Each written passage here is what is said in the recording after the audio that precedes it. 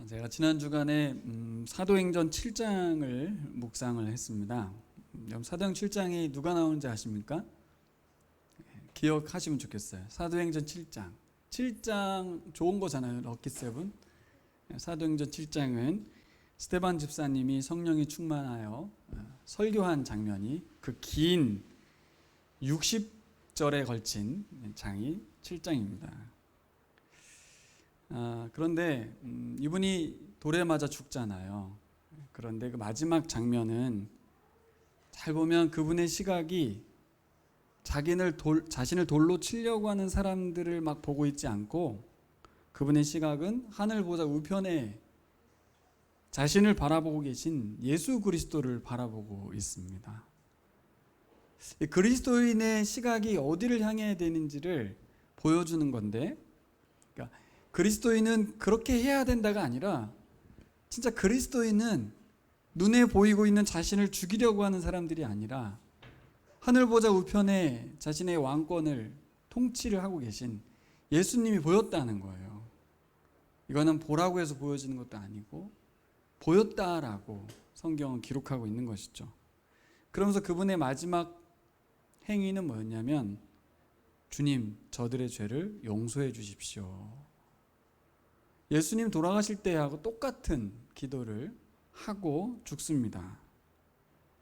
근데 저의 의문은 뭐냐면, 과연 이렇게 60절에 걸친 기록된 이 메시지를 저 무리들이 이 스데반의 설교를 듣기나 한 걸까? 말해봤자 소용없는 저 사람들에게 괜히 말을 해서 돌에 맞아 죽고 있는 건 아닐까? 근데 여러분, 바른 복음을 전하니까 죽어버렸어요. 굉장히 아이러니한 건데, 바른 복음을 전하니까 오히려 죽음을 맞게 되는 상황이 벌어졌습니다. 한편에서는 스데반의 죽음을 영광스러운 죽음이라고 칭송하고 있지만, 또 다른 면에서 보면 너무 허무한 죽음이 아닌가, 그런 생각도 들죠. 죽을 거 뻔히 알면서 저렇게 설교를 해야 하나, 이런 생각이 들기 때문입니다. 그래서 저는 사역을 하면서 가장 곤혹스러운 장면이 바로 이 장면이 아닌가 싶어요. 내가 이렇게 순수하게 열심히 하면 뭐하나, 과연 저 사람들이 내 메시지를 듣기나 할까? 오히려 나를 음해하고 괴롭히고 나쁜 사람으로 몰아갈 수 있다는 예상이 되는 상황에서 곤혹스럽지 않습니까? 근데 저는 이번에 묵상하면서 스데반 집사님에게 참 감사한 마음이 들었습니다. 만약에 그가 듣는 사람들의 반응을 고민했다면 아무 말을 하지 않았겠죠. 상황을 고려했다면 그렇게 하지 않았을 것입니다. 하지만 하나님의 계획, 이스라엘 백성들의 반응들, 그리고 예수 그리스도로 이어지는 하나님의 거대한 그림을 스데반의 설교를 통해서 아주 선명하게 드러내 주셨어요. 역사 가운데.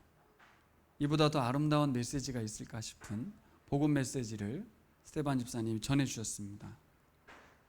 그래서 이번에 든 생각인데, 전에도 들었던 생각이었을 수도 있고, 이 스데반의 메시지는 그 사람들 들으라고 설교한 게 아닌 것 같다, 그런 생각이 들어요. 바로 나 들으라고 하신 것 같은 느낌이 들었어요. 우리들 들으라고 설교하신 것 같다, 그런 생각이 들었습니다. 오늘 갈라디아서 말씀도, 갈라디아서를 쓰신 바울도 비슷한 게 느껴졌습니다.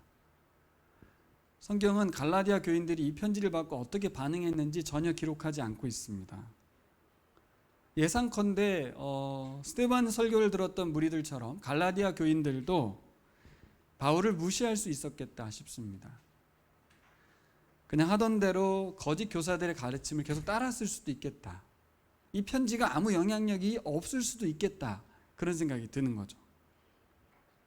너무 구차한 편지고 변명이 가득한 편지며 자신의 믿음만이, 자신의 가르침만이 진리라고 막 말하고 있는 상황인데, 여러분, 이런 편지 쓰는 게 결단코 어려운 일입니다.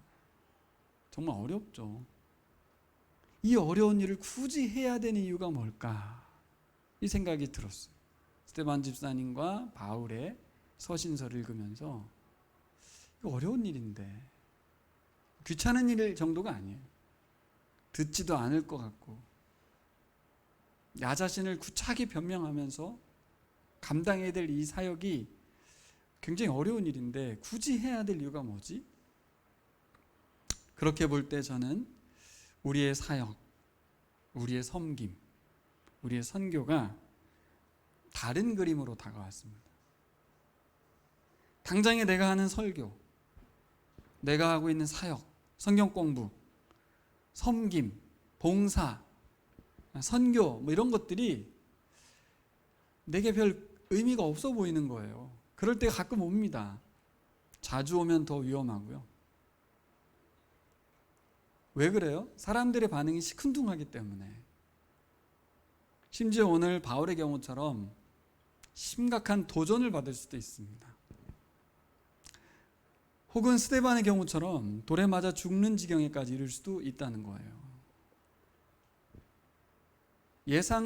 뻔히 예상되는 부정적인 반응, 또 위협적인 상황, 그 속에서도 우리가 이 설교를 계속해야 될 이유를 찾아야겠죠. 이 사역을 지속해야 될 이유를 찾아야 될 것입니다. 오늘 제목을 제가 복음 때문에라고 됐는데 설교를 제목을 잘못 썼어요. 예수님을 위해서, 복음을 위해서라기보다는 다 같은 말이지만 제가 예수님을 위해서라면이라고 설교 제목을 잡아봤어요. 예수님을 위해서라면 예수님 때문에 하는 겁니다. 딴 이유가 없어요. 근데 우리는 예수님 때문에, 예수님 위해서라면 하고 있지 않고 나를 위해서, 그를 위해서 하게 되거든요. 근데 스데반과 바울은 달랐다. 예수님을 위해서라면 했다는 거죠. 스데반은 설교하고 당장 죽는 상황이었는데도 불구하고 성령님께 순종했습니다. 저는 이번에 갈라디아서 읽으면서 정말 민망하고 구차한 느낌이 들어서 읽어줄 수가 없었어요. 정황이 느껴지니까 아니 이렇게까지 해야 되나? 이렇게까지 무너지고 낮아져야 되는가? 이런 생각이 너무 많이 들었어요. 근데 예수님을 위해서라면 스데반도 바울도 그렇게 순종해서 사명을 감당했다는 겁니다. 그 결과가 당장 나타나지 않아 보일 수 있고 그 메시지가 땅에 떨어져서 아무 일도 일어나지 않았다고 생각됐는데 여러분도 잘 아시는 것처럼 스데반을 통해서 바울이 회심했습니다. 그 바울을 통해서 신약 성경의 상당수가 쓰여졌습니다. 여러분, 우리는 그리스도인들입니다. 그리고 복음을 전하는 선교사들입니다. 스데반 집사님과 바울 사도와 같이 사역하기를 소망합니다. 예수님을 위해 살아가는 우리들 되기를 소망합니다. 예수님 손에 붙들린 바대 그런 그리스도인 영광의 사람들이 되기를 소망합니다. 오늘 말씀을 보면 첫 번째로 나와 같이 되기를 바란다 이렇게 편지를 쓰고 있습니다. 갈라디아 교회 여러분, 나와 같이 되기를 바랍니다. 전 이 말씀이 갈라디아 교회 교우들에게 하는 말씀이 아니고 저에게 하는 말씀으로 다가왔어요. 묵상을 하는데 그렇게 다가왔어요. 야, 교인들 얼마나 사랑하면 이렇게 말할까? 자기가 얼마나 당당하고 담대하면 이렇게 말할까? 둘 다 아니고, 교우들 사랑해서만도 아니고, 자기가 뭔가 대단해서도 아니고, 바울은 자신과 같이 되라고 말합니다. 왜요? 자신과 같이 되라고 말하는 데는 바로 예수 그리스도를 모시고 살아가는 자신의 모습, 그것을 말하고 있는 것입니다.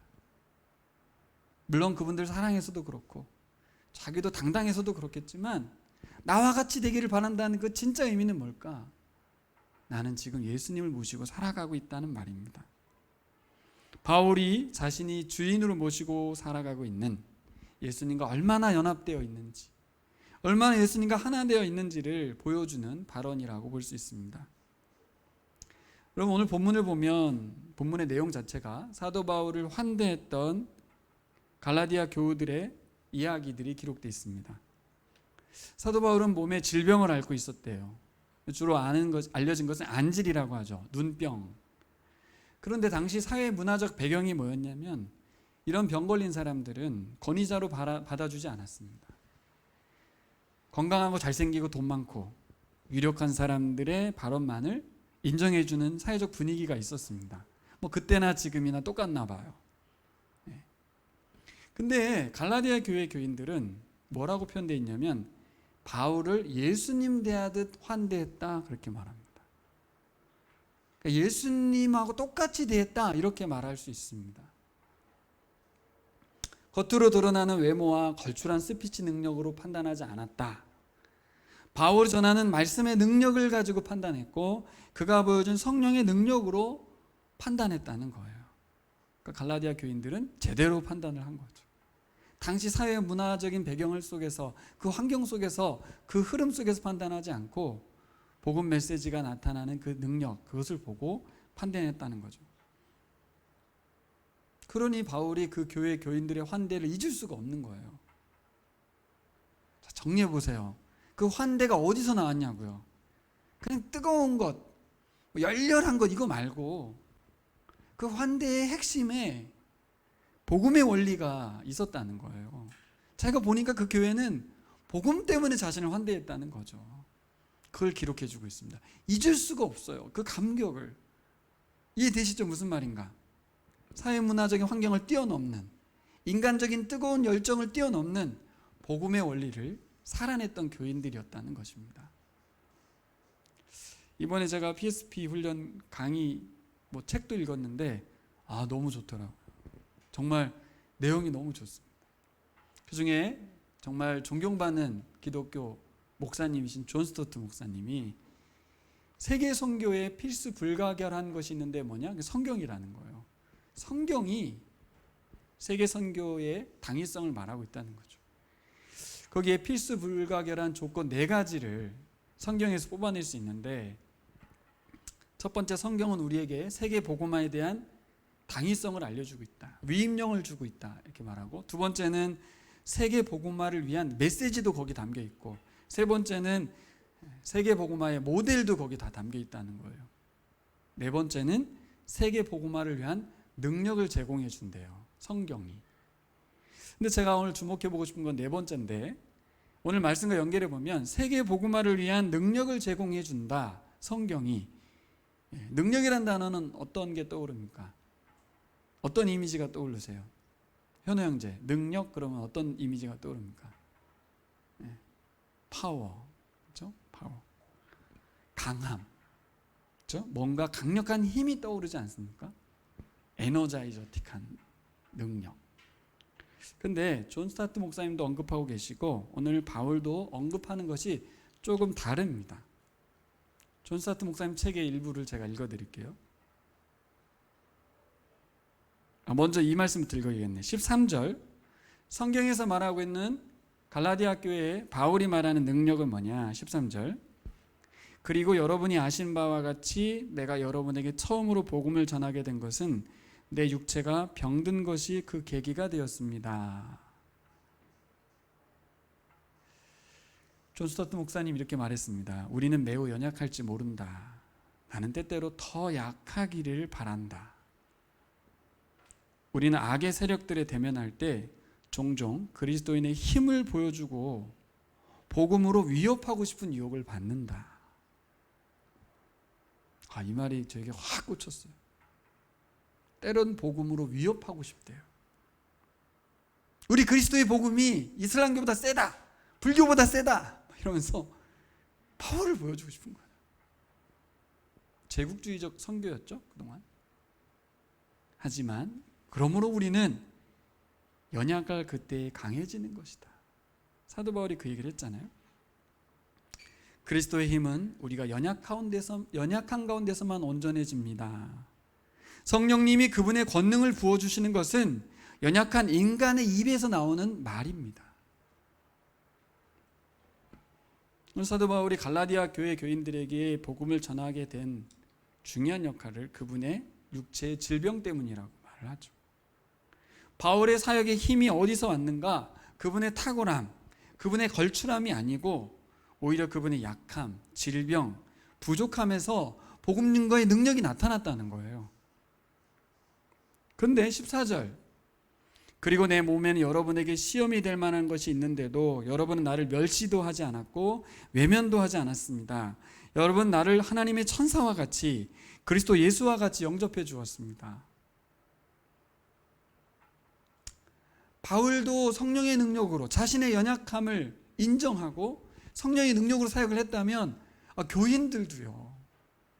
교인들도 그렇게 복음의 원리대로 성령의 능력대로 바울의 강함을 사모하지 않고 바울의 그 연약함 중에 복음이 일하시고 성령이 역사하시는 것을 교인들도 파악하고 반응했다는 거예요.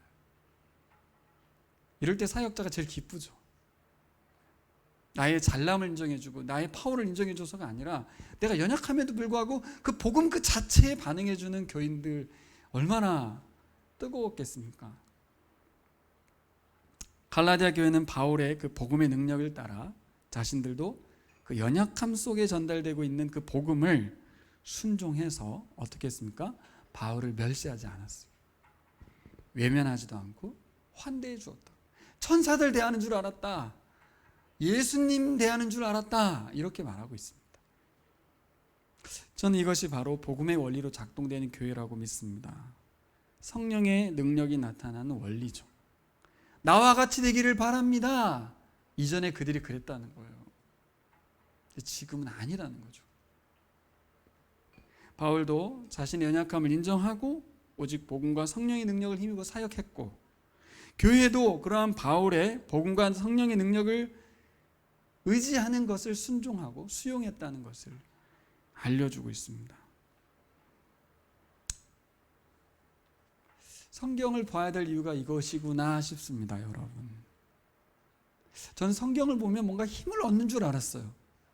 하지만 성경을 보니까 하나님의 선교는 연약한 자들을 통해서 이루어졌다는 기록이 써 있다는 거죠. 그래서 우리는 어떻게 돼요? 오직 그리스도의 십자가의 은혜로, 복음의 능력으로, 성령의 능력으로 선교할 수 있다는 그 진리를 깨닫게 되는 거고, 그래서 자기가 뭘 쌓으려고 하고 뭘 힘을 모으려고 하고 관계를 넓히려고 하는 모든 걸 내려놓고 오직 복음만 전해보는 거예요. 스펙으로 되지 않고 능력으로 되지 않고 복음으로 된다는 것을 성경을 통해서 확인할 수 있다는 거죠. 저는 이 나와 같이 되기를 바란다고 했던 갈라디아 교인들을 향한 편지가 우리 저에게 주시는 말씀으로 다가왔습니다. 여러분, 위로부터 임하는 하나님의 능력을 공급받으시기를 바랍니다. 이 말을 듣는 순간 우리 뭔가 불같은 성령이 와서 우리를 뜨겁게 하고 파워를 막 주시고, 임파워링이라고 하거든요. 막 공급해 주시고 막 이런 거를 오해했던 것 같아요. 막 격동적이 되고 막 뜨거워지고 이런 건 줄 알았는데 아니에요.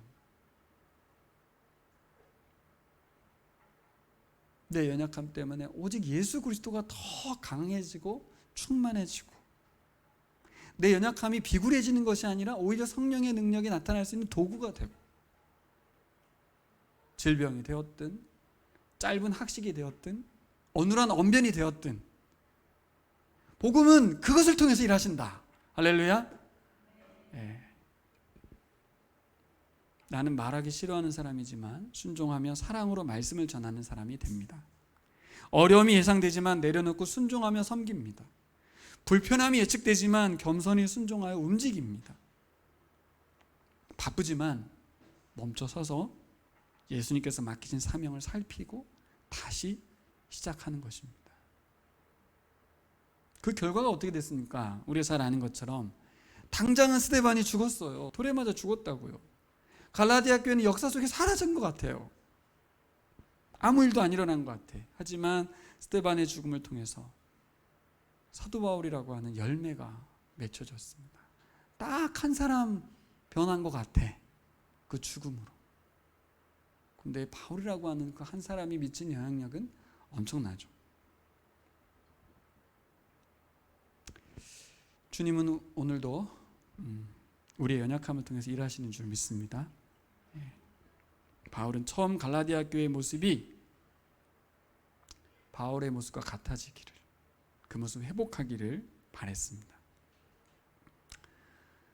여러분, 복음 전하다 보면 원수가 되어야 되기도 합니다. 오늘 본문은 뭐라고 그래요? 복음 때문에 원수가 된다. 정말 약함을 통해서 복음을 전해서 그들이 반응해주고 너무 감사하고 참 좋은데, 연약함 중에도 성령의 능력으로 사역하는 것도 참 좋은데, 현실로 들어가면 답답한 건 여전하고 반응도 없고 열매도 없어 보이고. 근데 좀 더 나가면 오늘 갈라디아 교인들이 어떻게 했대요? 16절, 그런데 내가 여러분에게 진실을 말하기 때문에 여러분의 원수가 되었습니까? 갈라디아 교회와 바울의 현 주소, 지금 현재 관계가 어떤지를 아주 그대로 적나라하게 보여주는 게 뭐예요? 그 교인들은 지금 나하고 원수지간이라는 거예요. 나를 원수로 대하고 있다는 거예요. 이럴 때 여러분, 사역자가 어떨까요?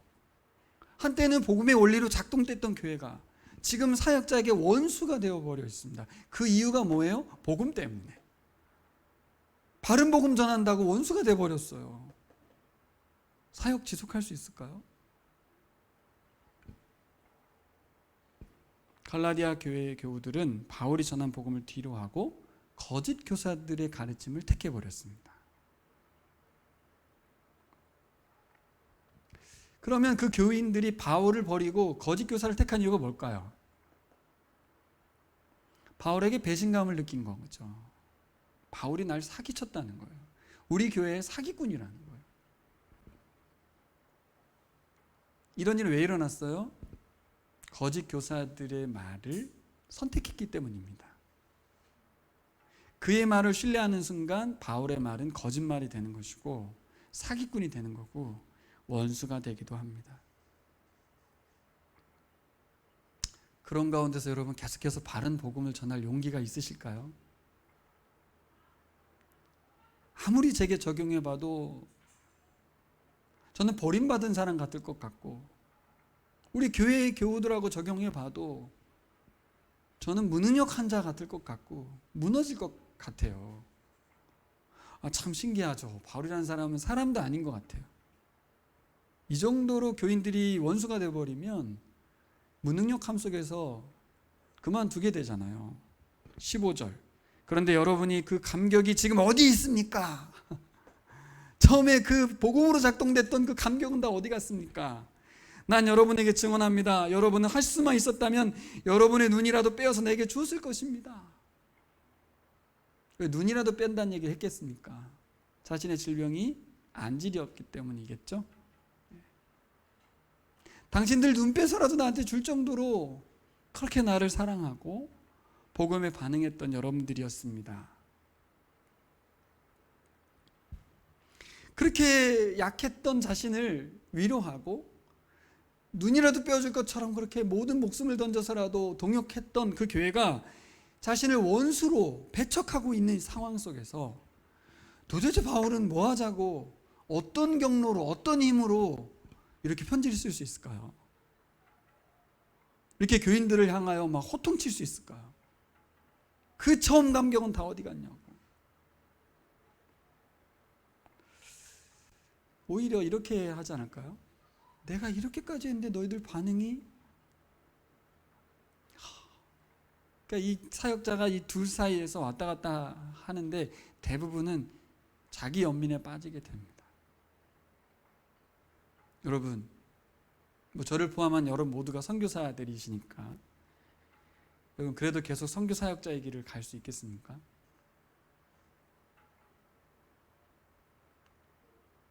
그러고 보면 목회 사역도 그렇고 교회도 그렇고 잘 나갈 때는 정말 간이라도 빼주고 눈이라도 빼줄 정도로 하나 되는 교회가 나타나기도 하고, 악의 세력들이 들어와서 교회를 분열시켜서 바른 복음을 버리고 다른 것에 현혹되어서, 가장 중요한 게 뭐예요? 목회자와 교우들 간의 관계를 벌려놓고 인신공격 들어오면 할 말이 없어지는 거잖아요. 그렇죠? 메시지를 공격하는 게 아니라 메신저를 공격하면 끝나는 거니까.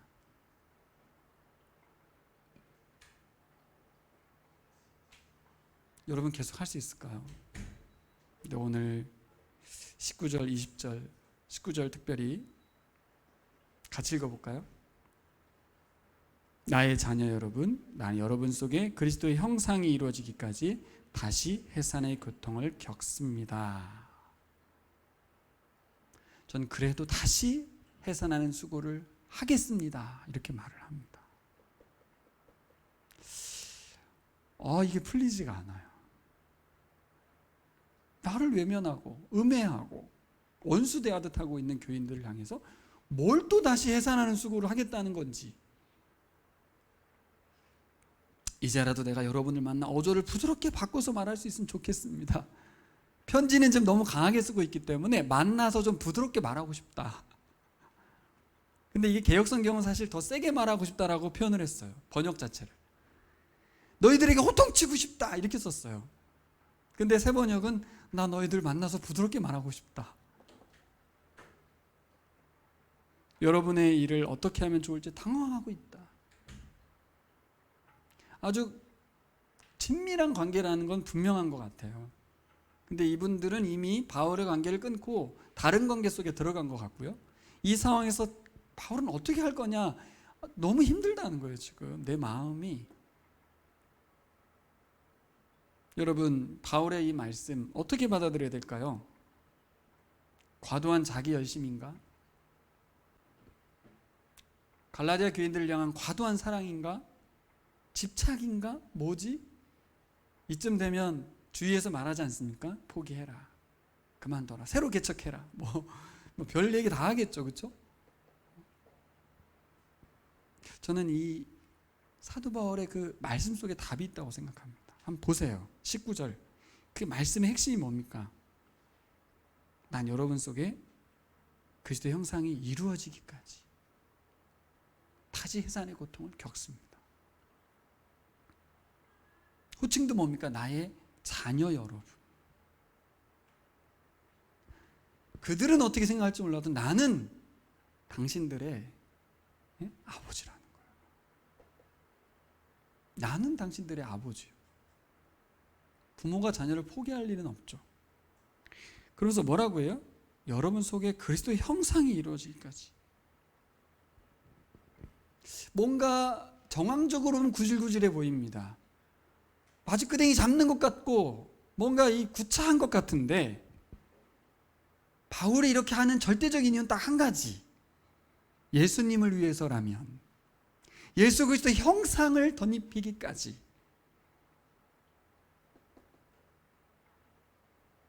그렇게 보니까 해석이 달라지는 거예요.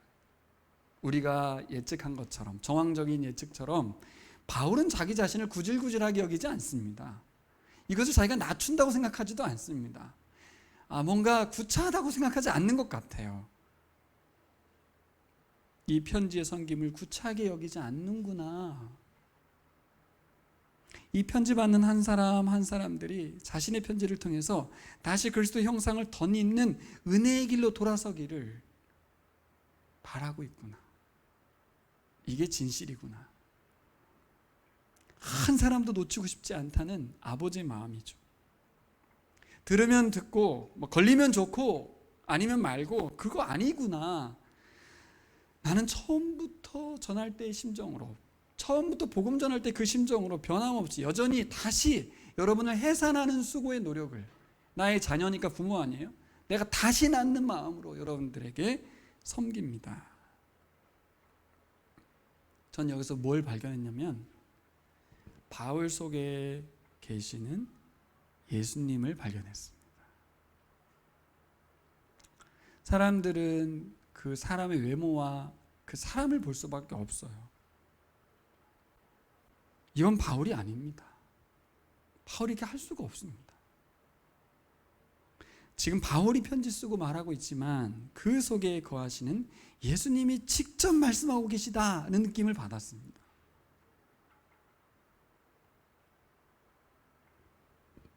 겉으로 보기엔 바울이 예수님을 위해서 자신을 내려놓고 구차한 일, 번잡스러운 일 순종해서 감당하는 것처럼 보입니다.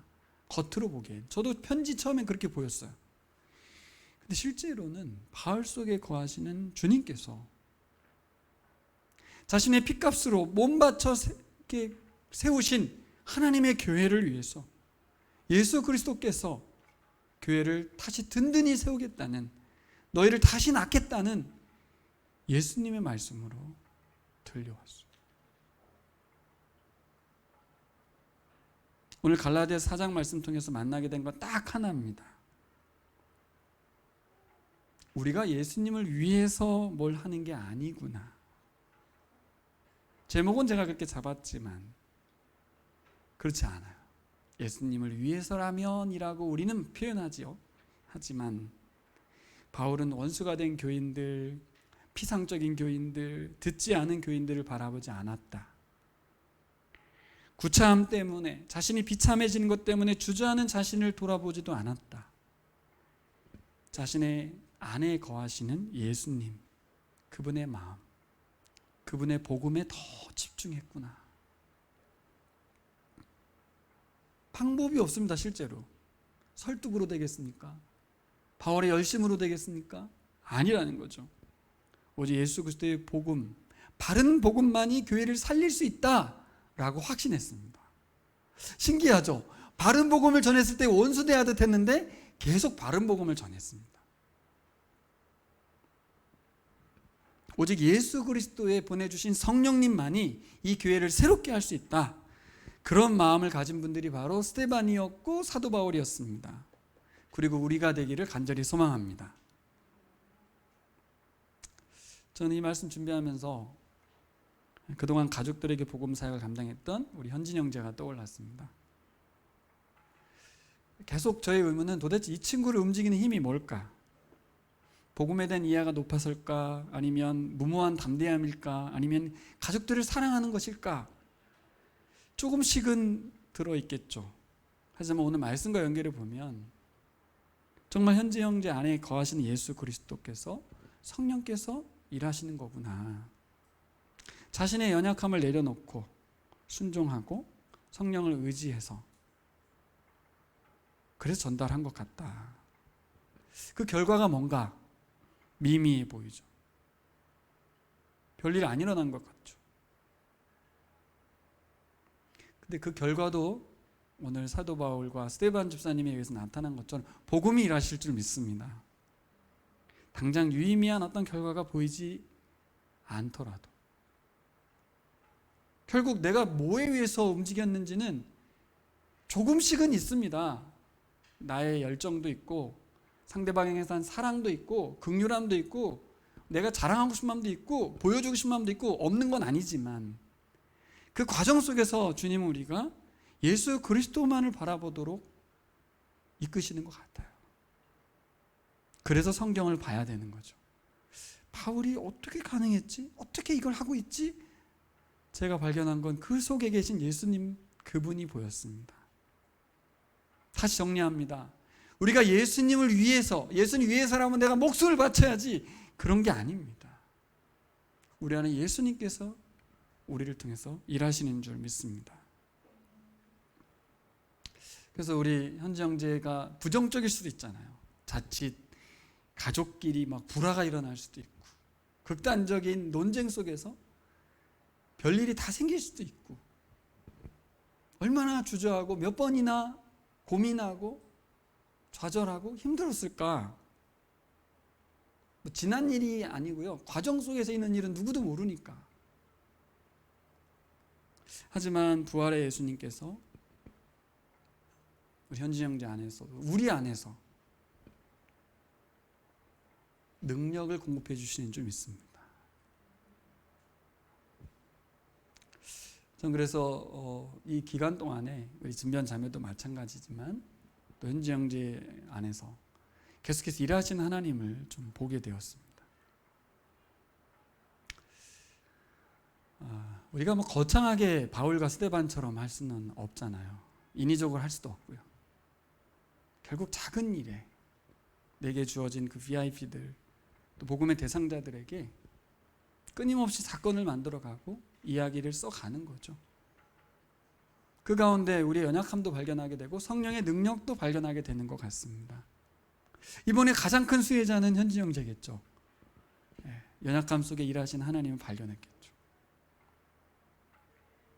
끝으로 제가 가끔 이야기 드렸던 천안에 우리 한 자매를 양육했던 우리 집사님이 어제 팔과를 했어요. 근데 7과까지만 해도 계속 피드백은 뭐였냐면 그 자매는 자기 안에 갇혀서 헤어나오지 못한다. 굉장히 힘들다. 그래서 그냥 내가 전한 거에 그냥 어떤 만족해야겠다 이랬거든요. 그래서 오늘 아침에 제가 수고했다고 이렇게 말씀드렸는데 놀라운 반전이 어제 일어났어요. 이번에 그 친구가 생일이었는데 자신 그동안 생일을 저주했대요. 생일이 되면 우울해지고 내가 왜 태어났나 이런 생각이었는데 이번에 생일을 맞으면서 보라를 한 뒤에 맞는 첫 생일인데 자신의 생일이 너무 감사하고 좋은 느낌을 처음 받았다는 거예요. 그래서 마지막 시간 그 집사님과 함께 나눔이 너무 풍성하고 뜨거웠다고 해요. 이 선생님도 보라를 1대1을 하고 또 조영수 목사님과 10주를 하고 20주를 한 거예요, 보라를. 그리고 한 달 쉬고 1대1을 다시 곧바로 해서 이 자매가 많이 하나님과의 관계가 열리고 자신에 대해서도 자존감이 회복돼서 아름다운 결말이 됐다는 동화 같은 이야기가 뭐 이런 일이 일어나는구나. 아무 일도 안 일어난 줄 알았는데 그냥 위안 삼아서 내가 그냥 보라 한번 가르쳐 봤다. 그걸로 끝날 줄 알았는데 이런 결과가 나와서 너무 감사하긴 합니다. 그런 결과를 바라지 않았습니다. 하지만 바랬죠 또. 그렇죠? 그런 결과가 나오면서 많이 행복해 하시더라고요. 우리가 원하는 해피가 아니더라도 그죠? 이 자매가 이런 일이 어제 안 일어났다 하더라도 우리는 하는 거죠. 네. 우리를 구원하신 주님께 사용되는 것만으로도 감사하고 영광스러웠으면 좋겠지만 그게 어렵잖아요. 그렇죠? 그래서 우리는 뭘 했으면 좋을까요? 다른 분들의 경우를 보면서 그래 하나님 일하고 계셔. 분명히 저 사람 속에서도 일하셨을 거야. 그런 마음으로 또 힘을 내야 될 것입니다. 또 오늘 바울과 스데반의 모습을 보면서 내가 알지 못하는 때에 주님이 일하실 수도 있어. 그런 믿음 가지고 예수님을 위해서라면 여러분의 시간과 여러분의 의지와 여러분의 불편함을 다 감수하시는 여러분 되시기를 예수님의 이름으로 축원합니다. 기도하겠습니다.